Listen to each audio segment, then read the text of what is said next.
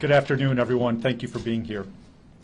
Today, a federal grand jury returned a 22-count indictment charging former Illinois House Speaker Michael Madigan and his close friend Michael McLean with racketeering conspiracy, bribery, wire fraud, and extortion offenses. The indictment accuses Madigan of leading, for nearly a decade, a criminal enterprise whose purpose was to enhance Madigan's political power and financial well-being while also generating income for his political allies and associates. The charges allege that Madigan used his various elected and professional positions to further the goals of the criminal enterprise. Those positions included Speaker of the Illinois House, Representative of Illinois' 22nd District, Committeeman for Chicago's 13th Ward, Chairman of both the Illinois Democratic Party and the 13th Ward Democratic Organization, and partner for the Chicago law firm of Madigan and Getz and Danner. The indictment alleges that Madigan, McLean, and other members of the enterprise unlawfully solicited benefits from businesses and other private parties. As alleged in the indictment, Madigan and McLean unlawfully requested that various companies and interests with interest in state legislation, including utility company Commonwealth Edison, pay Madigan's associates as a reward for their loyalty to Madigan, at times in return for performing little to no legitimate work for those businesses. The indictment also accuses Madigan of engaging in multiple schemes to secure business for his law firm, including work from parties with business before the state of Illinois and the city of Chicago. The indictment alleges a long-term, multifaceted scheme to use public positions for unlawful gain, including no-show or low-show jobs for Madigan's political workers and private gain for Madigan himself. The schemes describe involvement of a leader of state government, one of his close confidants, top management of a large public utility, consultants, and others. Unfortunately, this type of criminal conduct drastically undermines the public's confidence in our government. Simply put, it's not a good thing. As I've said before, we have a very stubborn public corruption problem here in Illinois. Rooting out and prosecuting public corruption has been and will always be a top priority of this office. This investigation remains ongoing. We have more work ahead of us, and we will get that work done. As I've said before, if people have information that they believe can be helpful to our enforcement efforts to hold individuals or entities accountable for their conduct relating to the abuse of public trust, whether in this case or any other case, please reach out. Call the FBI at 312-421-6700 or report the information at the FBI's website, which is fbi.gov/tips. I'm joined up here today by the FBI Chicago Field Office Special Agent in Charge Emerson Bowie and IRS Criminal Investigation Chicago Field Office Special Agent in Charge Justin Campbell. We also have with us, you see several people, AUSAs and agents who are standing behind me, who've worked tirelessly on this investigation for years. I'd like to thank each and every one of them for their outstanding efforts. And now I'll turn it over to Special Agent in Charge Bowie and Special Agent in Charge Campbell to make a few brief comments, and after that I'll take some questions. Thank you. Thank you, Mr. Lausch. Again, my name is Emerson Bowie. I'm the Special Agent in Charge of the Chicago Field Office. I think today demonstrates a commitment to Chicagoans, Illinoisans, and the American public of the great and the hard and the steadfast work that the U.S. Attorney's Office, the Federal Bureau of Investigation, and the IRS are committed to do to always keep the confidence of the public. Words like accountability, trust, and integrity just can't be words on a sheet of paper or words we say arbitrarily, but they have to be our outward sign of our inward grace in everything we do. So I commend the men and women of all three agencies for an exceptional job that they performed. Thank you. Good afternoon. My name is Justin Campbell. I'm the Special Agent in Charge for IRS Criminal Investigation here in the Chicago Field Office. IRS criminal investigation is most notably known for its financial investigative expertise. Our special agents are masters of their craft. This case is no exception. The charges announced today are an outstanding example of the strong and lasting partnership that the IRS, FBI, and U.S. Attorney's Office share to rooting out public corruption. I want to publicly thank our partners at the FBI and the U.S. Attorney's Office, and we look forward to justice being served on this case. Thank you. If there's any questions. Yes.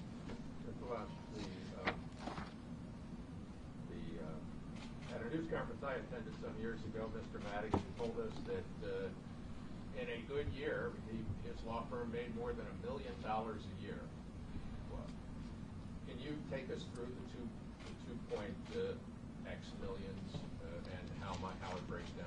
Okay. I'm not going to go into that in detail, but what I will say is what that indicates, what that amount, I assume that you're talking about the forfeiture amount that's alleged at the end of the indictment. And that is the proceeds, the ill-gotten gains, based upon the conduct that's charged in the indictment here. And other than that, Can you tell us what you're alleging about the solicitation and the getting of business for his law firm? Yes. So the indictment's broken down in various ways. I mean, there is a set of counts that relates to the ComEd bribery-related conduct, and those would also be ill-gotten gains that are included in that forfeiture amount as well, because those are benefits that are going to the allies and associates of Madigan, in addition to anything that the law firm did in fact receive based upon the conduct here. The speaker Yes. has a reputation of being incredibly careful, knowing the law, knowing the rules, and maybe tiptoeing to the edge of what would be perceived as unethical, but never breaking the law. When did he cross that line? Did you find evidence that he was trying to, yes, get up to that very point of the nexus between the law and what is ethical and wrong? So I don't know that I could answer your question directly, but what I can do is I can put you to the indictment. It's 106 pages. I know you've all just received that recently, but if you go through that indictment, I think you will see the answers to your question ultimately. You will see occasions that are spelled out in detail throughout that indictment, which talk about actions that are taken by Madigan and others that we've alleged to be, criminal activity. You will see additional things in the indictment as well that will talk about people attempting to conceal that criminal activity to make it appear that it was not illegitimate. So I would point you back to that in particular. Well, Mr. Lausch, Yep. can we ask you this? And I do not mean to sound flippant with this, but through countless public officials that have been charged with the announcement made in this very room, people in the back of this room would always say, well, yeah, they got him, but they'll never get Madigan. He's too smart. He was a guy that never used it. He didn't text, he didn't email, he didn't write anything down. Most things were done face to face. Can you speak to the difficulty of this investigation? What I can tell you, and I think you will see this in the indictment, again, which is lengthy. We use all the investigative tools that we can. You've seen us, whether it's a public corruption case or a violent crime or a narcotics case. We use a whole host of investigative tools. Those aren't spelled out specifically in the indictment, but what you do have are words that are used in conversations. You do have words that are used in documents or on emails that are spelled out throughout the indictment. And that's the core of our evidence in this case. It's the words that are spoken by people. It is the things that show up on documents. And those are the things that actually form the basis for the charges that we've brought. So when you say words that are spoken by individuals, this would include wiretap conversation? Again, the indictment doesn't talk about specifically how the conversations, the words were gathered, but you can see throughout the indictment there are conversations that are discussed in which actual words are quoted in there. Okay. We've just received this, Yep. so still reading through 106 Yep. pages.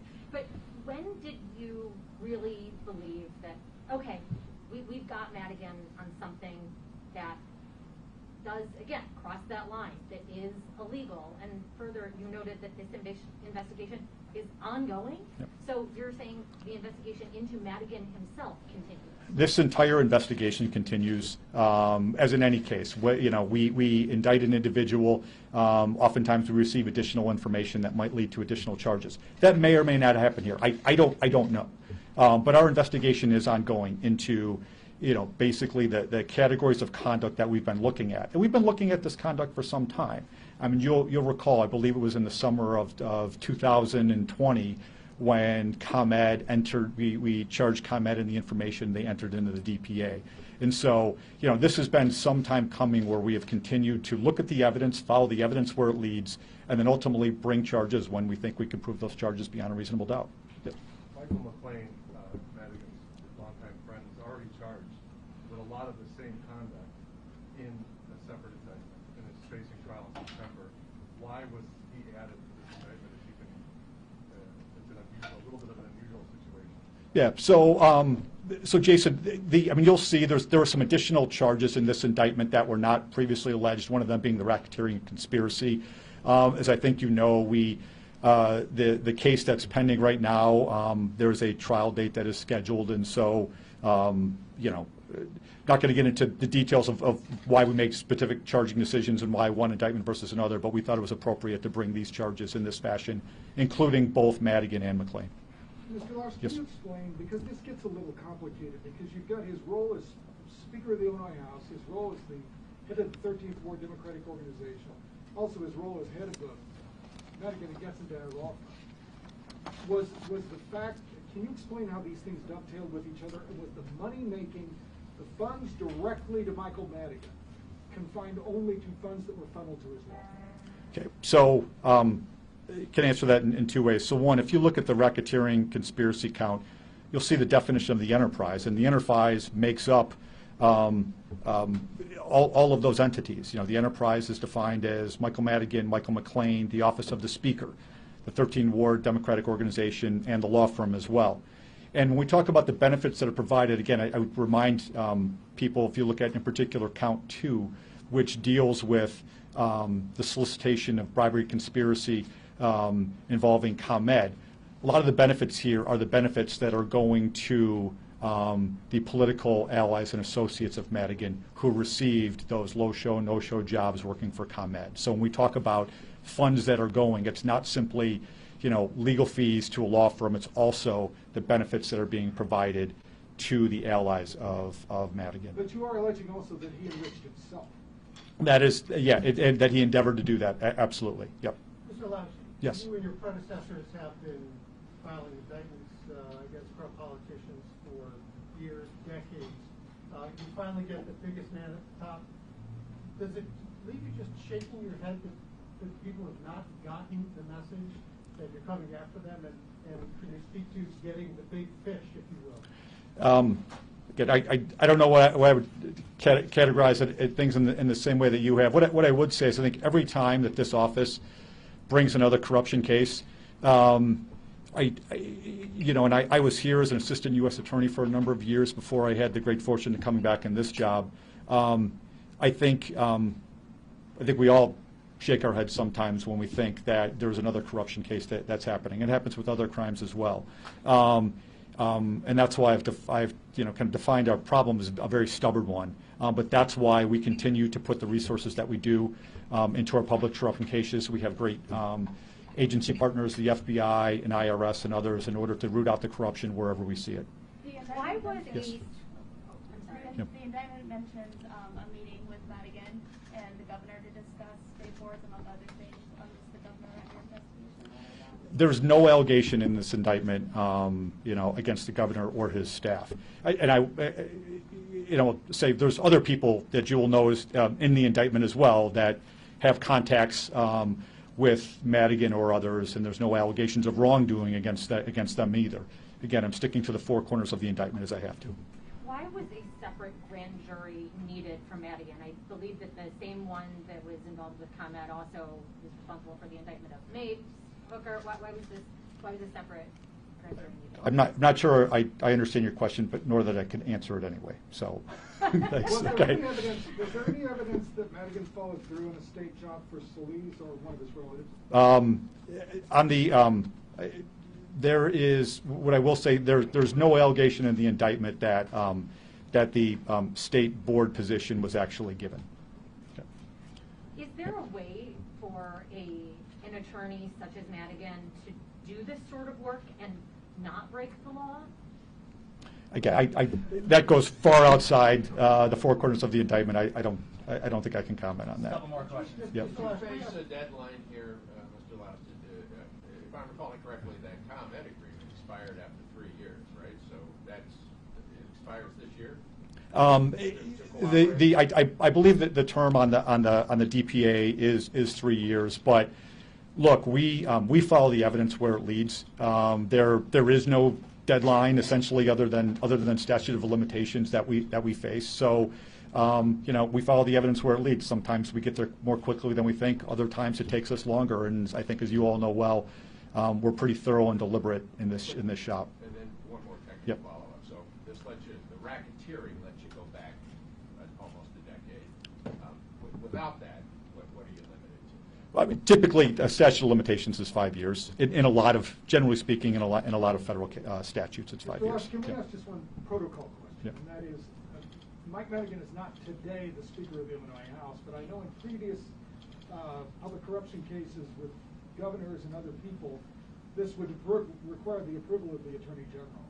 Did Washington have to sign off on this? I'm not going to comment on that. Can you comment at all? There's been reporting, and AT&T itself has disclosed that it's under investigation. Should we expect any indictment regarding AT&T or anybody else that is mentioned within these 106 pages? Again, I'm not going to comment on that. Okay. If convicted, what's the potential penalty for this? Good question, and there's a lot of statutes that are charged in this indictment, and we can follow up specifically on each of those. The most significant amount of time that the two defendants who are charged here could face would be a maximum of 20 years on account. For instance, racketeering conspiracy is a 20-year maximum. The wire fraud counts are a 20-year maximum. So there are other charges that have lower potential maximum penalties, but those are the largest. Yes. Alderman Edberg, awaiting trial in the same building, and now Michael Madigan indicted.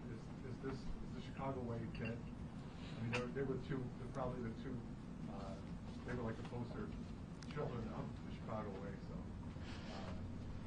Yeah. So again, I don't know that I can comment on that, Jason. I guess what I would say is that the problem continues to be a very stubborn one. I mean, you look at what's alleged here. We have conduct that's here that's alleged up until 2019.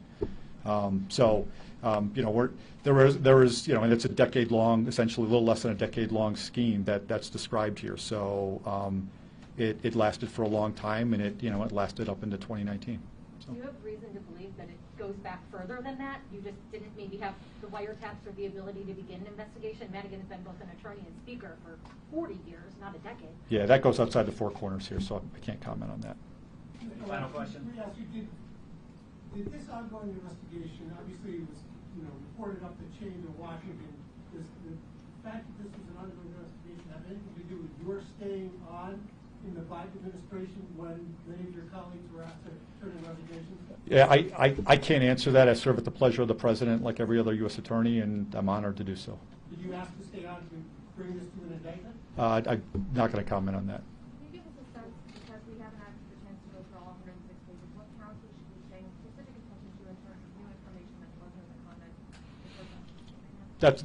That's a great question. So count 1 is the racketeering conspiracy charge. Counts 2 through 7 essentially allege a lot of the same conduct, the ComEd-related bribery conduct, as I would put it. And then the counts after that are the ones that that are not the ComEd-related bribery conduct. So those, I suppose, you could probably start off with if you're looking for things that are different. Was Okay, this more thank you all. difficult at all than previous investigations, just given the extent? Last question. What was that again? Was this more difficult, intense, given both just the extent of it? Every investigation is challenging. At the start, there's challenges throughout the way. and the great team of lawyers and agents behind me. They met all those challenges, and I'm sure we'll face more as we proceed. So thank you. Thank you all for being here. We had a lot of people on board to help with this investigation.